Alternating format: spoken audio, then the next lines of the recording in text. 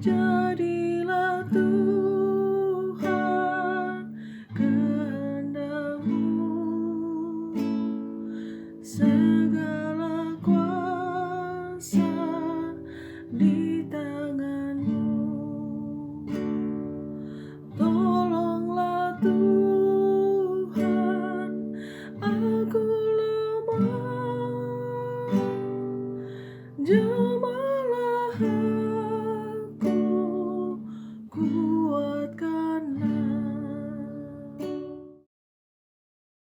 Mari kita berdoa.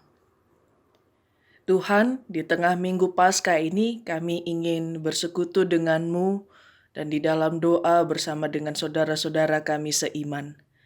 Kami hendak merenungkan firman-Mu, kuasailah kami sepenuhnya dengan Roh Kudus-Mu. Di dalam nama Tuhan Yesus kami berdoa. Amin. Pembacaan firman Tuhan dari 2 Samuel pasal 22 ayat 7 sampai 20 demikian. Ketika aku dalam kesesakan, aku berseru kepada Tuhan. Kepada Allahku, aku berseru, dan Ia mendengar suaraku dari bait-Nya. Teriakku minta tolong masuk ke telinganya. Lalu bergoyang dan bergoncanglah bumi. Dasar-dasar langit gemetar dan bergoyang oleh karena bernyala-nyala murkanya. Asap membumbung dari hidungnya, api menjilat keluar dari mulutnya, bara menyala keluar daripadanya. Ia menekukkan langit lalu turun, kekelaman ada di bawah kakinya. Ia mengendarai kerup lalu terbang dan tampak di atas sayap angin. Dan ia membuat kegelapan di sekelilingnya menjadi pondoknya, air hujan yang gelap, awan yang tebal. Karena sinar kilat di hadapannya bara api menjadi menyala. Tuhan mengguntur dari langit, yang maha tinggi memperdengarkan suaranya. Dilepaskannya panah-panah sehingga diserakkannya mereka, yakni kilat-kilat sehingga dikacaukannya mereka. Lalu kelihatanlah dasar-dasar laut. Alas-alas dunia tersingkap karena hardikan Tuhan, karena hembusan nafas dari hidungnya. Ia menjangkau dari tempat tinggi, mengambil aku, menarik aku dari banjir. Ia melepaskan aku dari musuhku yang gagah, daripada orang-orang yang membenci aku, karena mereka terlalu kuat bagiku. Mereka menghadang aku pada hari sialku, tetapi Tuhan adalah sandaran bagiku. Ia membawa aku keluar ke tempat lapang, Ia menyelamatkan aku, karena Ia berkenan kepadaku. Demikian sabda Tuhan. Saudara, Raja Daud menyadari bahwa dalam hidupnya seringkali ia ada dalam posisi tidak berdaya, di dalam kesesakan, dan dia tidak bisa melakukan apa-apa. Apa yang dilakukannya, dia berteriak, dia berdoa kepada Tuhan. Dan ketika Tuhan menjawab doanya, bahkan Tuhan bisa menggoncangkan alam semesta demi melindungi seorang manusia bernama Daud. Untuk melihat kekuasaan Tuhan, untuk melihat perbuatan Tuhan yang ajaib, kita perlu sampai di titik di mana kita terdesak, tersesat, tidak berdaya, tidak bisa melakukan apa-apa. Saat itu kita hanya bisa diam, berdiam di hadapan Tuhan, berhenti dari semua usaha yang kita lakukan, dan membiarkan Tuhan yang melakukan bagiannya, segala yang menjadi pertolongannya dalam hidup kita. Saudara, di dalam liturgi gereja, sejak awal sebenarnya manusia tidak disibukkan dengan bernyanyi, dengan berdoa, dengan membaca atau mendengar saja.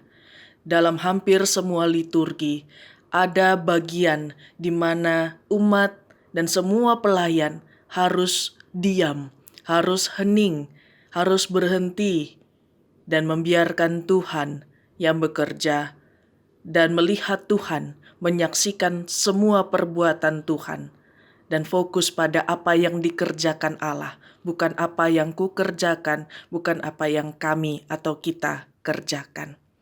Saudara, berhenti, diam adalah bagian penting dari hidup kerohanian kita. Hanya orang-orang yang berhenti yang bisa melihat dengan jernih. Hanya orang-orang yang mau berdiam, yang akan melihat perbuatan Allah dan bukan lagi berfokus pada perbuatan atau dirinya sendiri. Ini waktunya bagi Allah menunjukkan perbuatannya bagi kita. Ini waktunya kita melihat kuasanya dalam diam dan hening. Pakailah waktu ini, berdiamlah, berhentilah, dan lihatlah yang diperbuat Allah di dalam hidup kita sungguh ajaib dan luar biasa. Amin. Mari kita pujikan lagu Lingkupiku.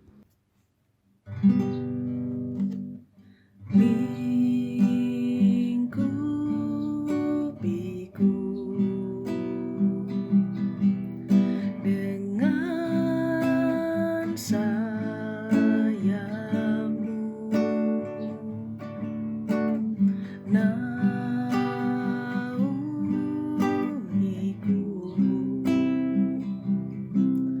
dengan kuasa-Mu. Di saat badai bergelora, ku akan terbang bersama-Mu. Bapa, Kau Raja atas semesta, ku tenang sebab Kau Allahku.